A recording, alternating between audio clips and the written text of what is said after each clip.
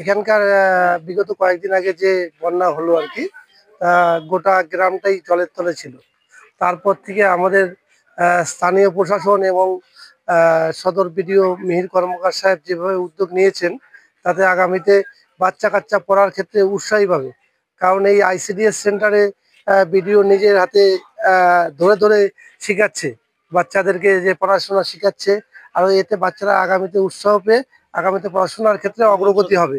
বইপত্র যার যেটা যদি কোনো হারিয়ে যায়, এমনকি কারো যদি নাও হারায়, তাও আমাদের বিডিও সাহেব সবাইকে তদারকি করে দেখছে। যদি কারো কোনো রকম সহযোগিতা লাগে, ত্রাণ থেকে শুরু করে বাচ্চাদের যে কোনো সহযোগিতা, উনি সবসময় এগিয়ে আসছে। দেখলেন তো কয়েকদিন আগে বন্যা হয়েছিল, সব বইপত্র একদম শেষ। দেখলেন চারপাশে এখন ভিডিও সাহেব আসছে, 2 ঘন্টা থেকে পড়াচ্ছে। অবশ্য আজকে অনেক ভিড় আছে, ভালো লাগলো আজকে দেখে। ছেলেমেয়েরা কি হচ্ছে? সবাই ভালোই বলতেছে। স্যার আসলেন পড়াচ্ছেন, 2 ঘন্টা থেকে ইয়ে করতেছে, পড়াচ্ছে। বাচ্চারাও তো খুশি। কিন্তু বইপত্র না, এদিক সেদিক ঘুরে বেড়াচ্ছে কয়েকদিন থেকে। এখন তো ভিডিও সাহেব নিজেই বই তাহলে ভালোই হয়। অ্যাকচুয়ালি এই এলাকা তো বানভাসী হয়েছিল আর কি, জল জমেছিল প্রত্যেকটা বাড়িতে। অনেকেরই বই টই ভিজে গেছে, খাতাপত্র ভেসে গেছে, পেন্সিল ভেসে গেছে, রাবার ভেসে গেছে। সেগুলো দেখে এদের একটা পড়াশোনা বিমুখতা, আর হচ্ছে এই বন্যা হওয়ার পরে এদের মনে একটা ত্রাস, একটা ভয়, বাচ্চাদের মন তো সেই তার ফলে কি হয়েছে, এরা একটু এদের ছন্দে ফেরানোর দরকার আর কি। মানে এইভাবে তো চলতে পারে না পৃথিবী। এরকম আমাদের কাছে নানা রকমের দুর্যোগের ছায়া আমাদের সবসময় আমাদের সামনে তুলে ধরেছে, কিন্তু আমরা সবসময় লড়াই করে সামনে এগিয়ে গেছি। এই বাচ্চাদেরকেও সেই বার্তা আমরা দিতে চাই, এবং এই বাচ্চারা যাতে আবার পড়াশোনার জগতে ফিরে যেতে পারে এবং পড়াশোনা ঠিকঠাকভাবে চালিয়ে যেতে পারে, আমাদের মুখ উজ্জ্বল করতে পারে, এই কামনায় আজকে আমি এখানে বাচ্চাদের সঙ্গে বসেছি। অঙ্গনওয়াড়ি সেন্টারে এসেছিলাম ভিজিট করতে, সেখানে বাচ্চাদের সঙ্গে কথা বলছি এবং এরা মানে বেশ আনন্দিত দেখে আমার নিজের খুব ভালো লাগছে। আমরা বিভিন্ন জায়গায় যেখানে যেখানে হয়েছে আমরা চেষ্টা করছি এখানে ওই জায়গাগুলোতে পৌঁছে তার বাচ্চাদের সঙ্গে এইভাবে কিছু আলোচনা করার, তাহলে ওরা অনেকটা সাহসও পাবে। মেডিকেল ক্যাম্প এখানে আছে। আমি এই বাচ্চাদের সঙ্গে কথা বলতে বলতেই এদের কথা শুনছিলাম যে বাড়িতে কারো কারো জল জমেছে, কেউ বিছানায় বসেছিল।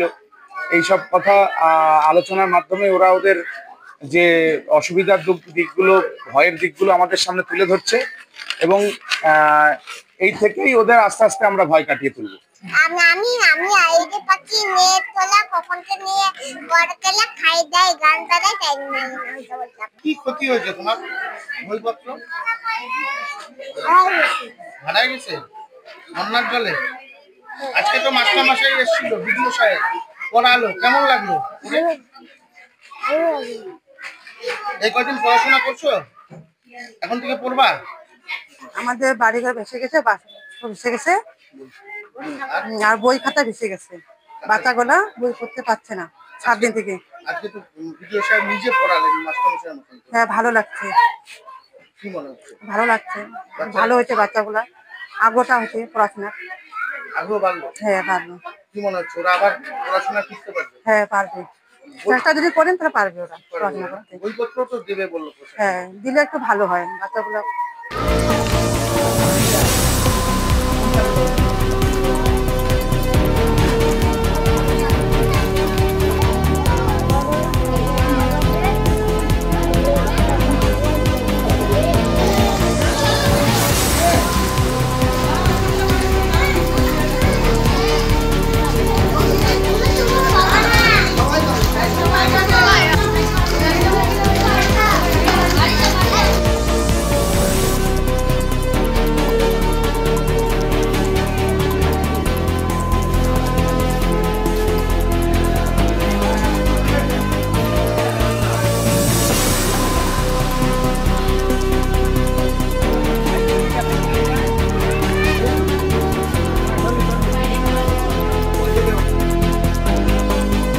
ফলো করুন সংবাদ প্রতিদিন ডিজিটাল।